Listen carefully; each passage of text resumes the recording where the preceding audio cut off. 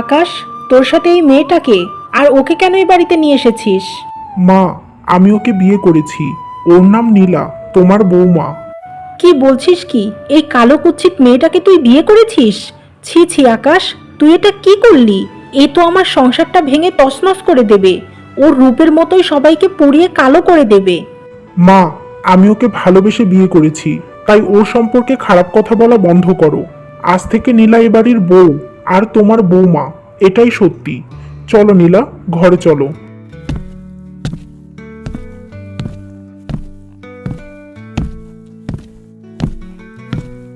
মা, দেখলি তো ভাইয়া কিভাবে তোমার মুখের উপরে কথা বলল? একটা কালো কুচকুচে মেয়েকে বিয়ে করে নিয়ে এসে আবার গরম দেখায়। আমার এই ছেলেটা আমার মান সম্মান সব শেষ করে দিল। আমি এখন সবার কাছে মুখ দেখাবো কি করে? এত ধনী বাড়ির বউ কিনা এই কালো কুৎসিত মেয়েটা। মা, এখন আর এসব ভেবে লাভ নেই। ভাইয়া যা করার তো করেই ফেলেছে।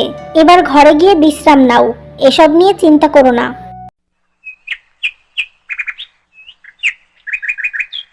কি ব্যাপার, ঘুম থেকে উঠতে এত দেরি করলে কেন? আমি ওঠার আগেই বাড়ির সমস্ত কাজ করে রাখবে। বাড়ির বউরা কি শাশুড়ির পরে ঘুম থেকে ওঠে নাকি? এগুলো কি তোমার মা শেখায়নি? মা, আমার ভুল হয়ে গেছে, কাল থেকে আর এমন হবে না। কথাটা যেন মনে থাকে। যাও, এবার শুধু শুধু দাঁড়িয়ে না থেকে ঘরটা পরিষ্কার করে রান্না করে ফেলো। এ বাড়িতে থাকতে হলে ঘরের সমস্ত কাজ করতে হবে। এই কথা শুনে নীলা উঠান পরিষ্কার করতে লাগে। তারপর সে রান্নাঘরে গিয়ে রান্না করে।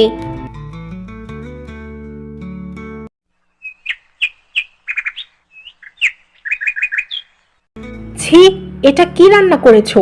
তরকারিতে তো একটুও ঝাল হয়নি। মায়ের বাড়ি থেকে কি কিছু শিখে আসোনি? যত সব বাজে রান্না। মা, তুমি ওর সাথে এমন ব্যবহার কেন করছো? সামান্য একটু ঝাল কম হয়েছে, তাছাড়া তো সব ঠিক আছে। আর তাছাড়া ও তো জানে না যে আমরা আসলে কেমন ঝাল খাই। ভালো করে বলে দাও, পরের বার ঠিক হয়ে যাবে। শোন রাহুল, সবসময় মুখে মুখে এমন তর্ক করিস না। না জানিয়ে কালো বউকে ঘরে নিয়ে এসেছিস। কিছুই বলিনি, এখন আমার মতো করে সবকিছু সামলাতে দে। তা না হলে কিন্তু তোদেরকে রেখে আমি এ বাড়ি ছেড়ে চলে যাব।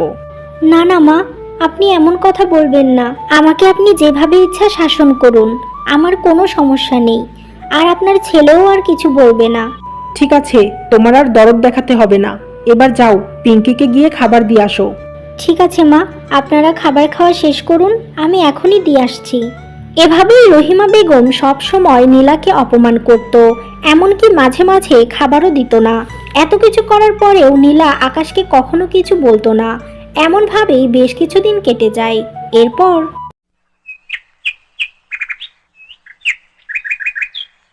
মা, ভাইয়া অনেকগুলো টাকা বাড়িতে নিয়ে এসেছে, আর সেগুলো আলমারিতে রেখে দিতে দেখেছি। এই সুযোগ, তুমি কিছু একটা করো। আমি তো এমন একটা সুযোগের আশায় ছিলাম। এবার দেখব ওই কালো বউকে নিয়ে আকাশ কি করে সংসার করে। এভাবেই তারা মা মেয়ে কথা বলতে থাকে। এরপর পিঙ্কি সুযোগ বুঝে চুপি চুপি আকাশের আলমারি থেকে কিছু টাকা নিয়ে চলে যায়। 2 দিন পরে যখন আকাশ টাকাগুলো হিসাব করতে থাকে, তখন দেখে 10,000 টাকা নেই। তাই সে তার মায়ের কাছে যায়।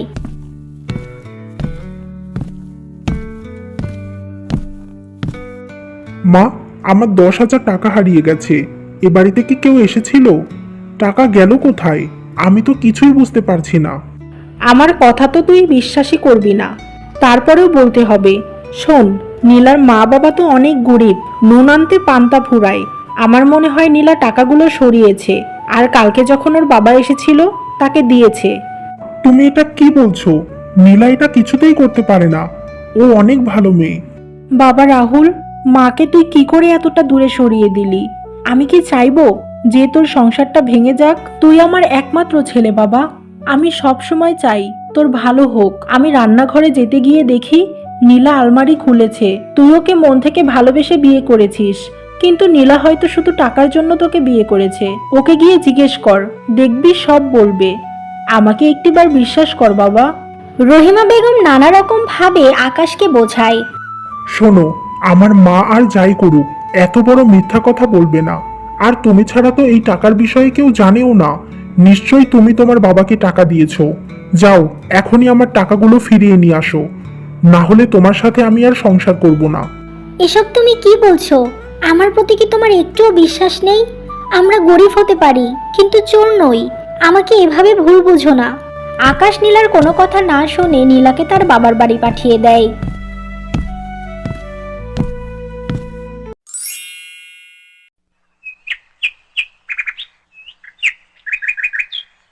মা, জানো তো, এখন আমার খুব শান্তি লাগছে। ওই কালো কুৎসিত মহিলাকে আর দেখতে হবে না।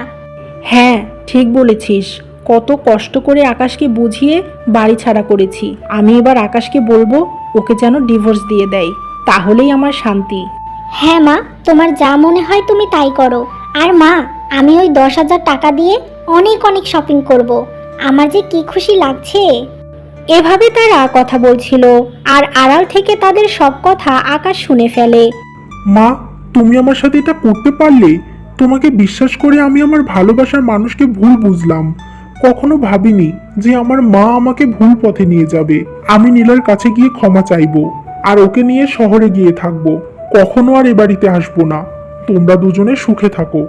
না না বাবা, তুই এভাবে যাস না। তোর ভালোর জন্যই আমি এটা করেছি। তুই আমার একমাত্র ছেলে। তোর পাশে ওই কালো মেয়েটাকে আমি মেনে নিতে পারিনি, কিন্তু এখন তুই নিয়ে আয়, আমি ওকে মেনে নেব। তবুও তুই চলে যাস না বাবা। না মা, একবার বিশ্বাস করে ঠকে গেছি, আর বিশ্বাস করতে চাই না। আমি আমার নীলাকে নিয়ে সুখে সংসার করতে চাই। তোমাদের কাছে আর আমি ওকে নিয়ে আসবো না।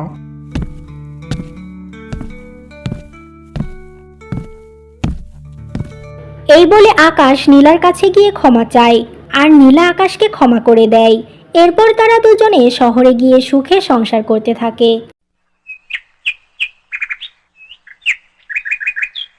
আপনি কেন আবার আমার সাথে দেখা করতে চেয়েছেন বলেন তো? কি বলতে চান আপনি? আপনাকে তো বলেছি আমার কাছে সময় নষ্ট না করে নিজের জীবন অন্যভাবে শুরু করুন। আমি আপনাকে ভালোবাসতে পারবো না।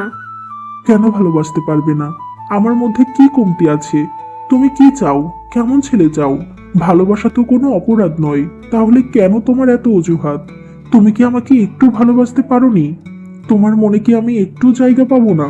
কেন আমাকে এত কষ্ট দিচ্ছ? প্লিজ আমাকে এভাবে ফিরিয়ে দিও না।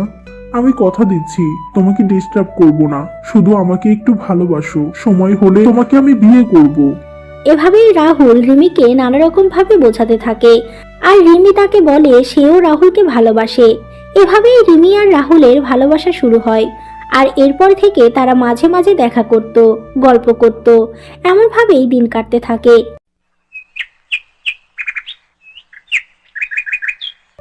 রাহুল, তোর ছোট আন্টি কল করেছিল বুঝলি। ওদের কোম্পানিতে ভালো পোস্টে তোকে চাকরি দিয়ে দেবে, তাই সেখানে যেতে বলছে। মা, তোমাকে তো আমি বলেছি আমি নিজের যোগ্যতায় চাকরি করতে চাই। কেউ আমার জন্য কিছু করুক সেটা আমি চাই না। আর এই চাকরির কোনো দামও নেই। তোর এসব কথা আমার একদম ভালো লাগে না। যদি তোর যোগ্যতা নাই থাকতো তাহলে কি চাকরি দিতে চাইতো কেউ? কোনো অশিক্ষিত কাউকে কি চাকরি দেওয়া যায়? এইটুকু বুদ্ধি নেই তোর? আর তাছাড়া এই গ্রামে থেকে তুই কি করবি? এখানে তো তোর কোনো ভবিষ্যৎ নেই। আমি চাই না গ্রামে থেকে তোর জীবনটা এভাবে নষ্ট হোক। তুই ভালো চাকরি কর বাবা। কিন্তু মা, এই মুহূর্তে আমি শহরে যেতে চাই না। আমি এখন প্রস্তুত নই। কয়েক মাস যাক, তারপর ভাববো। কেন? শুধু শুধু এত সময় নষ্ট কেন করবি? তুই যদি এখনই যেতে না চাস তাহলে কিছুদিন পরে যা, সমস্যা নেই তো। আর তাছাড়া এত দেরি করে গেলে তো আর চাকরি পাবি না। ঠিক আছে, তুমি এখন যাও, আমি ভেবে দেখি কি করব। তারপর না হয় তুমি আন্টিকে জানিয়ে দিও। এই কথা শুনে আর কিছু না বলে মিনা বেগম চলে যায়। এখন আমি কি করব? রিমিকে রেখে এভাবে শহরে চলে যাব? ওর সাথে কত সুন্দর সময় কাটাচ্ছি। আর এই মুহূর্তে তো আমি বিয়ের কথা মাকে বলতে পারবো না, কারণ আমি এখনো বেকার। তাই আমাকে নিজের পায়ে দাঁড়াতে হবে। আমি কালকে রিমিকে গিয়ে সমস্ত কথা বলবো। দেখি ও কি বলে। পরের দিন সকালবেলা রাহুল রিমিকে গিয়ে সমস্ত কথা বলে। তুমি শহরে যাবে যাও, কিন্তু আমার মাকে আমি কি বলবো? সে তো আমাকে বিয়ে দিতে চায়, তাই সে ছেলে দেখা শুরু করেছে। আমি তো তাকে আটকাতে পারবো না। কি করব আমি? রিমি, আমি তো এখনই আমার মাকে তোমার কথা কিছু বলতে পারছি না। আমি কোনো চাকরি করি না, একদম বেকার। এই অবস্থায় বিয়ের কথা কি করে বলবো বলো? আচ্ছা, আমি কি তোমার মায়ের সাথে কথা বলবো? ঠিক আছে, তুমি একবার মাকে বলে দেখো। জানি মা এসব শুনে কষ্ট পাবে, কিন্তু যেহেতু তোমাকে ভালোবাসি তাই এটা তো সহ্য করতেই হবে। আমিও তোমাকে কোনোভাবেই হারাতে চাই না। এরপর রিমি রাহুলকে তার বাড়িতে নিয়ে যায়। তারপর রাহুল রিমির মাকে সমস্ত কথা খুলে বলে। সবকিছু শুনে আয়েশা বেগম অবাক হয়ে যায়। রিমি, তুই তো আমাকে এসব কথা আগেই বলতে পারতি মা। কাউকে তো ভালো লাগতেই পারে। যাই হোক বাবা রাহুল, তোমার কথা আমি বুঝতে পেরেছি, কিন্তু এইভাবে তো আমার মেয়েকে আমি তোমার কথাই ঘরে রাখতে পারি না। কি নিশ্চয়তা আছে বলো? তাই তুমি আমার মেয়েকে বিয়ে করে রেখে তারপর শহরে যাও। পরে না হয় তোমার মাকে বুঝিয়ে বলো। ঠিক আছে আন্টি, আমি তাই করব। আমি রিমিকে ভালোবাসি, তাই ওকে বিয়ে করতে আমার কোনো সমস্যা নেই। আমি আজই ওকে বিয়ে করব, তারপর ভালো চাকরি পেলেই মাকে সবকিছু বুঝিয়ে বলবো। এরপর যেমন কথা তেমন কাজ। কিছুক্ষণের মধ্যেই রিমি আর রাহুলের ঘরোয়াভাবে বিয়ে হয়ে যায়। তারা দুজনেই খুব খুশি ছিল। কয়েক ঘন্টা রিমির বাড়িতে থেকে রাহুল বাড়ি চলে যায়। এমনভাবে বেশ কিছুদিন অতিবাহিত হয়। এরপর রাহুল শহরে চলে যায় আর সেখানে বেশ ভালো পোস্টে চাকরি করতে থাকে।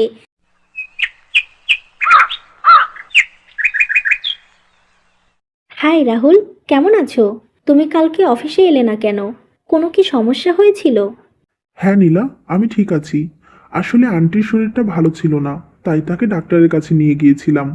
লেট হওয়াতে আসতে পারিনি। আমি স্যারকে সবকিছু জানিয়েছি। ও আচ্ছা, এখন ভালো আছে তো আন্টি? আমি তো তোমাকে নিয়ে বেশি ভাবছিলাম, কারণ কখনো তো এমন করো না, তাই। হ্যাঁ, আন্টি এখন ভালো আছে। তা তুমি কেন আমাকে নিয়ে এত ভাবছো শুনি? আমি তো তোমার কেউ নই। কে বলেছে তুমি আমার কেউ নাও? তুমি যে আমার কাছে কি সেটা আমি জানি। তুমি আমার বেস্ট ফ্রেন্ড। তা তুমি কি আমাকে ফ্রেন্ড বলে মনে করো না? অবশ্যই তোমাকে আমি ফ্রেন্ড মনে করি, বাট তোমার কাছ থেকে একটু শুনে নিলাম। যাই হোক, আমাকে নিয়ে যে এখানে কেউ ভাবছে তা ভেবেই ভালো লাগছে। আচ্ছা রাহুল, চলো না, আমরা একটা রেস্টুরেন্টে বিকেলে কফি খেতে যাই। আর সেখানে অনেক গল্প হবে। এখানে তো সেভাবে কথা বলা যায় না। ওকে, বিকেলবেলা কফি খেতে যাব। তোমার সাথে কথা বলতে আমারও বেশ ভালো লাগবে। বন্ধুর সম্পর্কে তো জানতেই হবে। এমনভাবে তারা কথা বলতে থাকে। এরপর বিকেলবেলা তারা একটা রেস্টুরেন্টে কফি খেতে যায়। আর সেখানে কফি খেতে খেতে তারা জমিয়ে আড্ডা দেয়। এমনভাবেই ধীরে ধীরে রাহুল নীলার প্রতি দুর্বল হয়ে যায় আর রিমিকে ভুলতে শুরু করে। এমনভাবেই দিন কাটতে থাকে। একদিন কি রে রিমিমা, তুই এত বমি করছিস কেন? তোর কি কিছু হয়েছে? চল, তোকে ডাক্তারের কাছে নিয়ে যাই। বেশ কিছুদিন হলো দেখছি তুই এমন করছিস। পেট খারাপ হলো কি না কে জানে। না মা, ওসব কিছু হয়নি। আসলে মা, তোমাকে একটা কথা বলতে খুব ভয় হচ্ছে। তুমি নিষেধ করার পরেও সেটা হয়ে গেছে। মানে, কি হয়ে গেছে? তুই কি গর্ভবতী? আরে রিমি, তোকে তো আমি কত নিষেধ করলাম এখনই এসব করিস না। তোকে এখনো রাহুল ঘরে নিয়ে যায়নি। কেউ এসব কিছুই জানে না যে তুই বিবাহিত। এখন সবাইকে আমি কি বলবো? মা, আমরা তো বিবাহিত। তুমি কেন এত ভয় পাচ্ছ? আমি রাহুলকে আজই জানাবো। ও নিশ্চয়ই সমাধান বের করবে। আর এখন তো ও চাকরি করছে, তাই ওর মাকে এখন সবকিছু বলে দেবে হয়তো। ঠিক আছে, তুই তাড়াতাড়ি রাহুলকে সবকিছু বল। ও যেন তোকে তার বাড়িতে নিয়ে যায়। কয়দিন পর পেট বড় হতে শুরু করবে, তখন তো মানুষের মুখ আটকানো যাবে না। এরপর রিমি রাহুলকে কল করে আর সে গর্ভবতী সেই কথা রাহুলকে বলে। কি বলছো তুমি এসব? আমি এখনো তোমাকে আমার বাড়িতেই নিয়ে যাইনি, আর তুমি গর্ভবতী হয়ে গেলে? এই মুহূর্তে কি আমি বাবা হওয়ার জন্য প্রস্তুত নাকি? দেখো, মাকে তোমার কথা বলতে এখনো আমার অনেক সময় লাগবে। আমি মাকে কোনোভাবেই কষ্ট দিতে পারবো না। তুমি এই বাচ্চাটাকে রেখো না। রাখবো না মানে? তুমি কি বলছো এসব? আমি এই নিষ্পাপ বাচ্চাটাকে মেরে ফেলবো? ও তো আমাদের সন্তান, আমরা বিবাহিত।